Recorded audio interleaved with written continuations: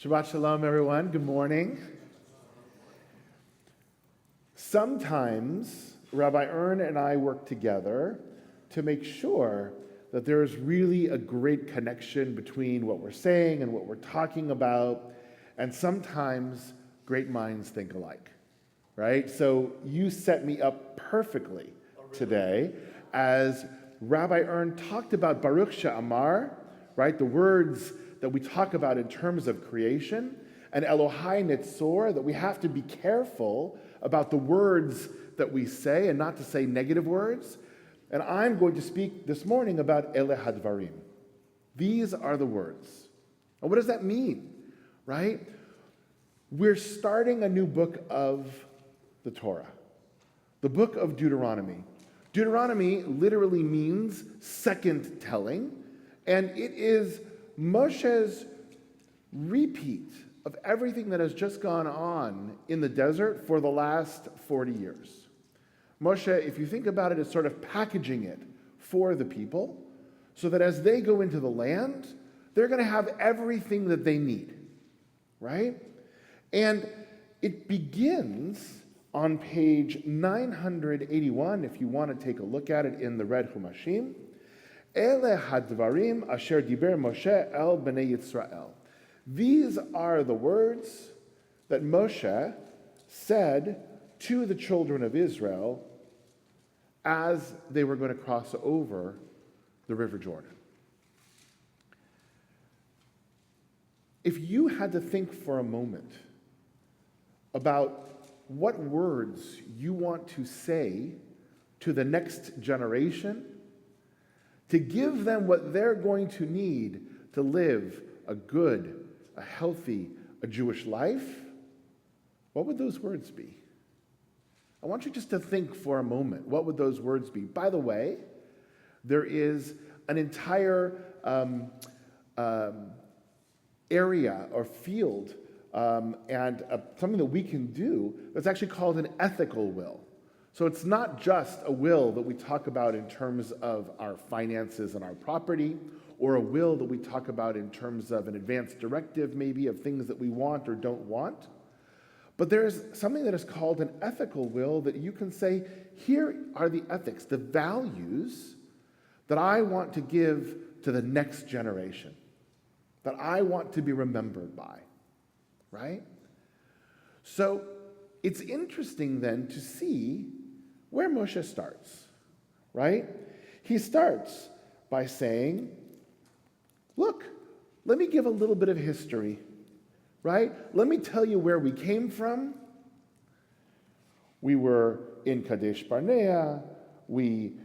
God spoke to us at Horeb in verse 6, right?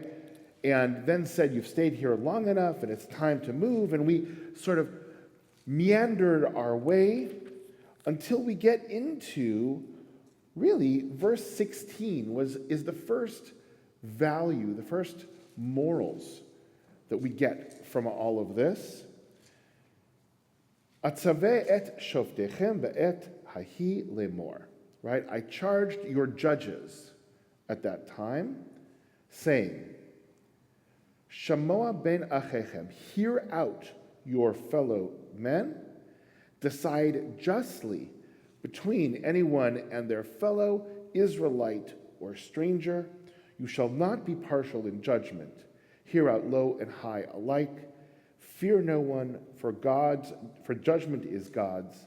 And any matter that is too difficult to you, you shall bring to me, and I will hear it. Right? That's that moment, the first sort of moment of values that we hear. And I guess my question is, why did Moshe start here? What is it about this statement that makes this where Moses wants to start in terms of giving something to the people that are going to go into the land of Israel? What are your thoughts? Why do you think Moshe began here?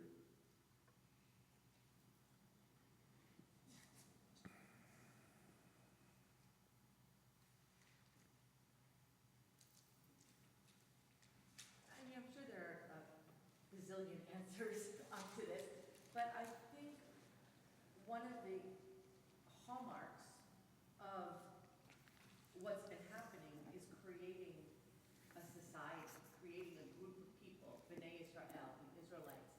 And it's not just individual people acting alone. There are things that are required to do together.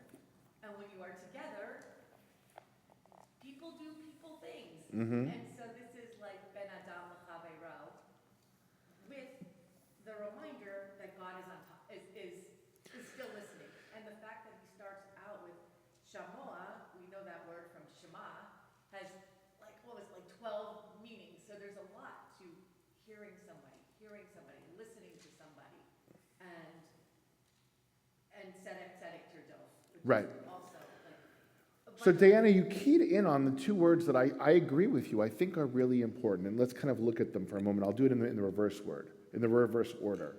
You talked first about the word tzedek, right? This idea of justice, of righteousness, right? A tzaddik is a righteous person. And it shouldn't be surprising to us that we hear this word in the book of Deuteronomy. It's actually the book of the Torah that has the most times that the word tzedek appears. I believe it's 18. It's either 17 or 18 times. And it's second to Genesis, which has it 16 times, right? And then in the middle, it sort of goes down. It's an interesting pattern. But as Moses is starting to talk to the people, this idea of justice, this idea of righteousness, this idea of doing what's right, and not vis-a-vis God per se, although it's there, but vis-a-vis one another is pervasive, right? It is absolutely pervasive. So that's number one. And number two is we have this word, the root shma, to hear. But what's interesting is it's in a strange grammatical format, shamoah, right? It should be in a command, right? Tishma'u, right? You shall listen. But it's not. And the Orach Chaim actually picks up on that. One of our commentators picks up on it. And he writes as follows. What is the point of telling us to hear the cause between your brethren? Surely without hearing them, there can be no case, right? I mean, this seems obvious. You have to listen to the case. Otherwise, you're not going to be able to adjudicate it. And then he says, why is the unusual infinitive form of shamoah used instead of the imperative shim'u or tishma'u? The implication is that judges must be patient and hear them out. If one of the litigants wishes to bring more evidence or arguments, the judges shouldn't cut him short, and they must hear continuously. The infinitive form is a form that we use when we don't want to limit something by time. Shamoah, hear, listen, right? Take whatever time is necessary to hear that other person, to listen to that other person, so that you're sure you understand it. And by the way, even when you think you understand it, if they're not done yet, keep listening. It's a really interesting sort of way to set up a society, right? It's an interesting way to think about it, because usually, right, when we go to a courtroom, think about it. When we go to a courtroom, we are really beholden to what it is that the judge wants and the judge is doing. The judge makes the rules, the judge sets everything up. If the judge is done and doesn't want to hear us anymore, the judge is going to say, you're done, right? But this is setting up a different sort of system of the way that we listen to one another. And it's a listening that isn't bound by a particular moment. It's a listening that moves past any sort of sense of time. It's a listening until that person feels that they've been heard. Until that person feels that they've been heard. Diana. Also, yeah, like that's the infinitive, but we do get to an imperative or a future tense, I guess, in 17, where that same word tishma'u is used. Mm-hmm. So then it becomes a little bit more specific. Mm-hmm. This is what you, and when you do that whole listening process, now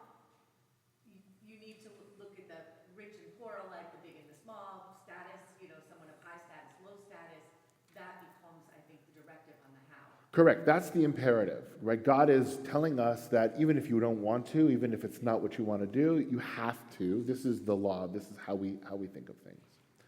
So that's sort of step one in all of this, right?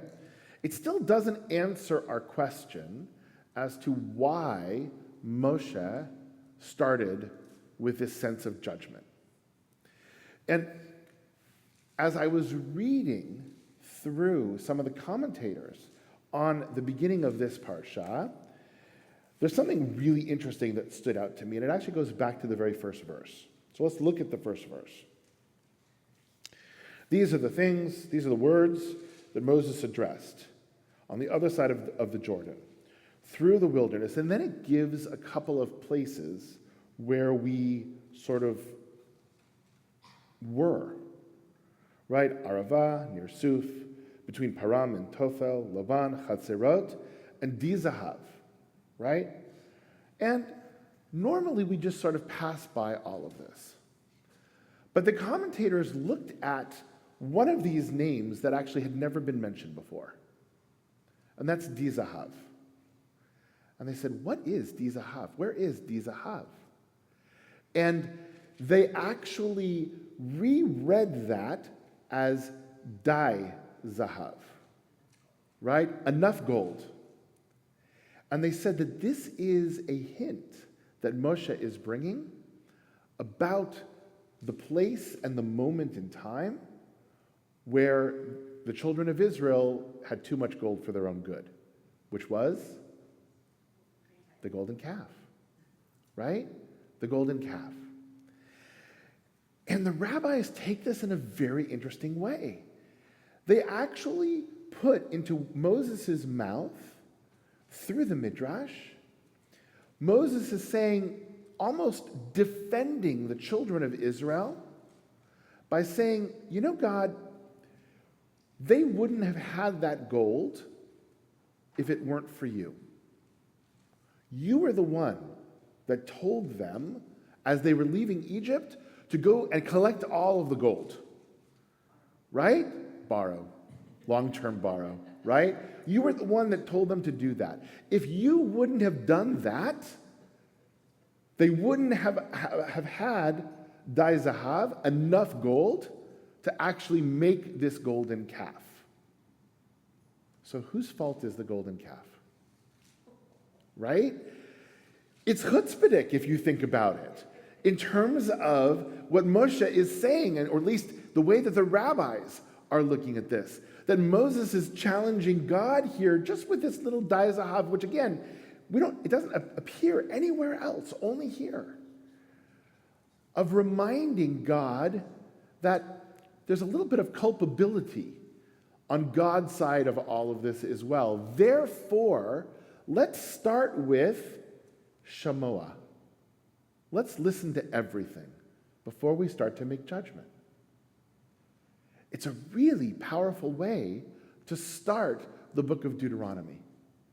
The book of Deuteronomy that basically is going to be the guidebook for us, the summation, and that sort of last will of Moshe before we go into the land of Israel.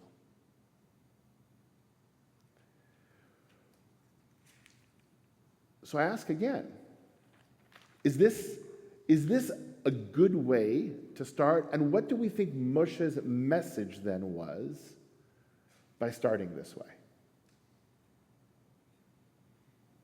Let's all play rabbinic commentator for a moment. What was Moshe's message? I'm not sure if it relates to what you've been getting at, but to me, up to now, yes, Moshe's had the judges, but ultimately, when there's need to be a final arbiter, God always introduces himself. Mm-hmm. And as Moses is going to be passing on, he's the one who has that direct contact with God. When they pass over, they're not going to have that direct connection. And so my thought is, he's saying, okay, if things happen, you need to, go through the judges, listen. And he said, if there's a final arbiter it needs to be, you come to me. Well, by that motion, at the end he says, you're not going to follow Joshua as you followed me. So he now becomes the final arbiter. Yeah, Yeah, you know what, Mark? I really like that. I'm going to repeat it for those who may not have heard it. I wasn't thinking specifically in those terms, but I really like what you're saying, which is up until this point in time, right? If there has been a problem that was too difficult for the judges to solve, it goes to Moshe. And then, if Moshe can't solve it, it goes to God, right? And God becomes the final arbiter of all of this. But when they go into the land of Israel, that disappears, right? Moshe is no longer with them. That direct conduit to being able to speak to God, panim el panim, as they say, right? Face to face that Moshe had. While Joshua was a great leader, he doesn't have that ability. And so all of a sudden now, it becomes all the more important for the judges to really be able to hear everything. Because you can't sort of say, well, I don't really know the answer to that. I'm going to pass the buck along, right? Yeah, okay, fine. This is over my pay grade. Go to Moshe, right? You can't say that anymore because now, with these shoftim, with these judges, this is where the decision is going to stop. And they are, in essence, speaking for God, right? They are speaking for these values and these traditions and these ideas that are fundamental to us. And maybe then, right, the power of shamoah, the power of you really need to listen, is because it's now up to you in a way that it wasn't before. I like that a lot. Yesh koach. Michal. I came late, so I may have missed. It's okay. It was already said, but what really sticks out to me about this is all these sarim that get appointed. Mm-hmm. Like they go down in smaller groups. There's always somebody kind of in charge, which is really, I mean, it speaks to this not really trusting the people. And